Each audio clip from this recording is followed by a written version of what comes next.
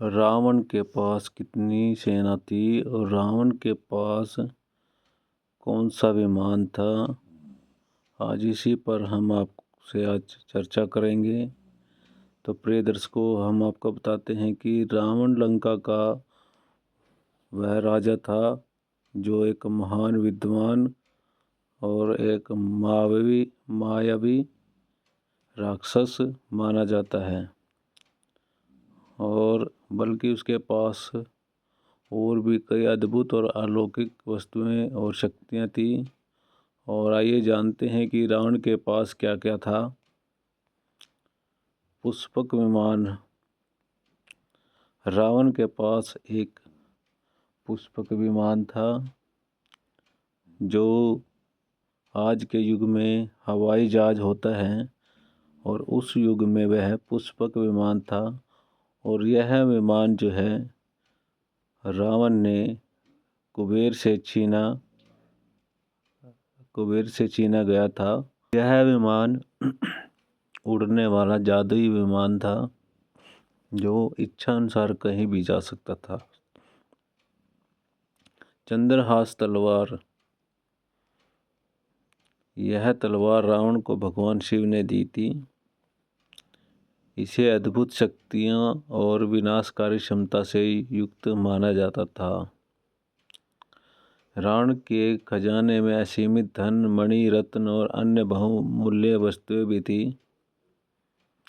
लंका को सोने की लंका कहा जाता था, जो उसकी समृद्धि को दर्शाता है। 10 सिर और 20 भुजाएं। रावण के 10 सिर और 20 भुजाएं थी, जो उसकी अद्वितीय शक्तियां और विद्वता का प्रतीक मानी जाती हैं। यह शक्तियां उसे देवताओं और दैत्यों से भी अलग बनाती थी। मायावी शक्ति। रावण के पास बहुत सी मायावी शक्तियां थी, जिसे वह किसी भी रूप में धारण कर सकता था। उसने सीता का हरण करने के लिए साधु का रूप धारण किया था। यह वही मायावी शक्ति के कारण ही ऐसा संभव हुआ था। रावण के पास पुष्पक विमान, शक्तिशाली अदृश्य रथ भी था। रावण के पास एक दिव्य रथ था जो युद्ध में उसे अद्भुत शक्ति और शक्ति का प्रदान करता है। यह रथ ब्रह्मास्त्र और अन्य दिव्य अस्त्रों से सुसज्जित था। ब्रह्मास्त्र और अन्य दिव्य अस्त्र। रावण ने ब्रह्मास्त्र और शिव जैसे देवताओं से कई दिव्य अस्त्र प्राप्त किए थे। इनमें ब्रह्मास्त्र, वज्रास्त्र और नागपाश जैसे हथियार शामिल थे। अमरता का वरदान। रावण ने ब्रह्मा जी से वरदान प्राप्त किया था कि देवता, असुर, गांधर्व आदि उसे नहीं मार सकते। हालांकि उसने मनुष्य और वानरों को कमजोर समझकर उन्हें वरदान में शामिल नहीं किया। अलौकिक ज्ञान। रावण वेद, शास्त्र, संगीत और तंत्र मंत्र में पारंगत था। वह शिव तांडव स्तोत्र का रचयिता भी था। अपार सैन्य बल। रावण की सेना में शक्तिशाली राक्षस और योद्धा शामिल थे, जैसे कि कुंभकर्ण, इंद्रजीत और मेघनाद। रावण अपनी शक्ति, विद्या और अद्भुत साम्राज्य के लिए प्रसिद्ध था, लेकिन उसका अहंकार और अधर्म ही उसके पतन का कारण बना। रावण के पास कई दिव्य मणि और रत्न भी थे, जो उसकी शक्ति और समृद्धि का प्रतीक मानी जाती हैं। इनमें से प्रमुख मणियाँ और उनके गुण निम्नलिखित हैं। चिंतामणि। यह मणि इच्छाओं को पूरा करने वाली मणि मानी जाती है। कहा जाता है कि रावण को खजाने का हिस्सा थी।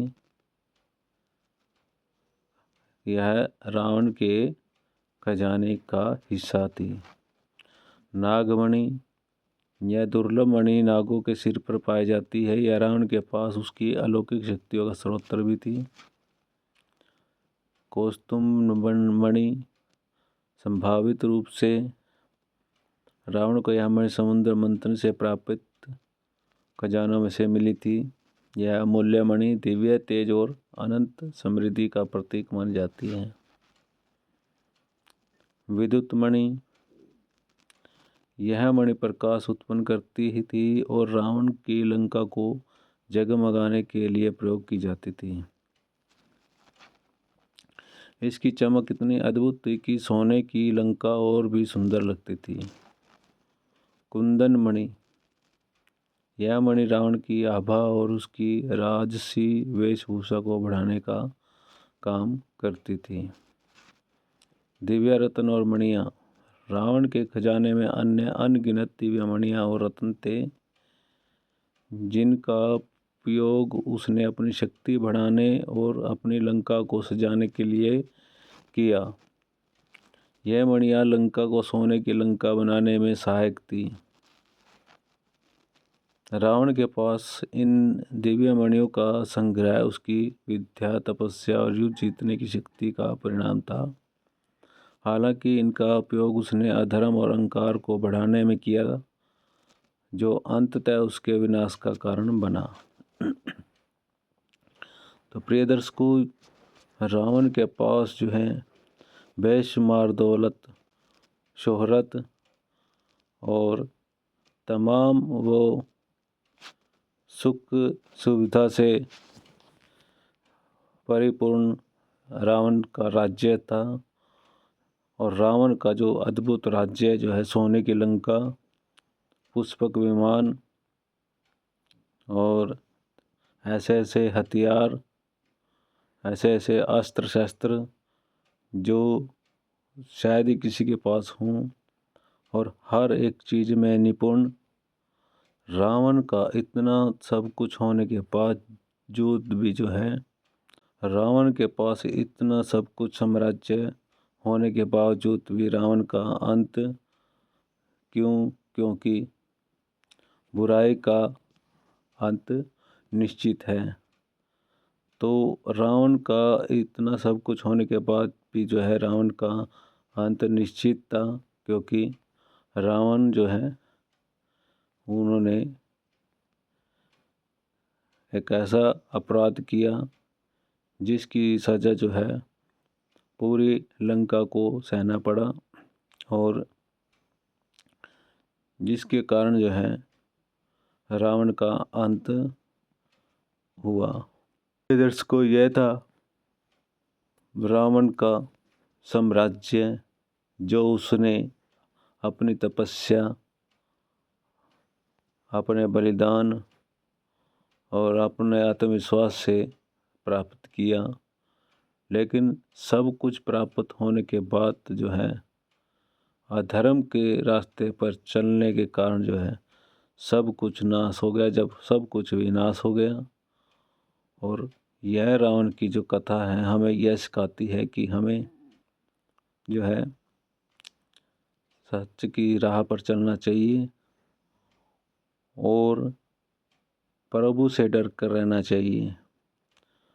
भगवान हमें किस रूप में मिल जाए ये कोई नहीं जानता, तो हमें